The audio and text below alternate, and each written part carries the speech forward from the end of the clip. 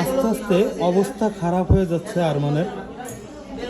দেখতে পাচ্ছেন ও অনেক কষ্ট করে শুয়ে আছে, অনেক কষ্ট পাচ্ছে, অনেক যন্ত্রণা পাচ্ছে আরমান। একটা ফুটফুটে চাঁদের কণা, যার কিন্তু এইভাবেই শুয়ে থাকার কথা ছিল না, হয়তো ছোটাছুটি করে ঘর আলো করে থাকার কথা ছিল, কিন্তু দুরারোগ্য ব্লাড ক্যান্সারে আক্রান্ত হয়ে সে হাসপাতালের বিছানায় শুয়ে আছে। ওর মা প্রতিনিয়ত কান্নাকাটি করে যাচ্ছে, কেননা ওদের সেই সামর্থ্য নেই যে ওকে বাইরে নিয়ে চিকিৎসা করাবে। আপনারা দেশবাসী যদি আরমানের জন্য একটু সহযোগিতার হাত বাড়ান, ওর পাশে যদি একটু দাঁড়ান, তাহলে আরমান কিন্তু সুস্থ হতে পারবে।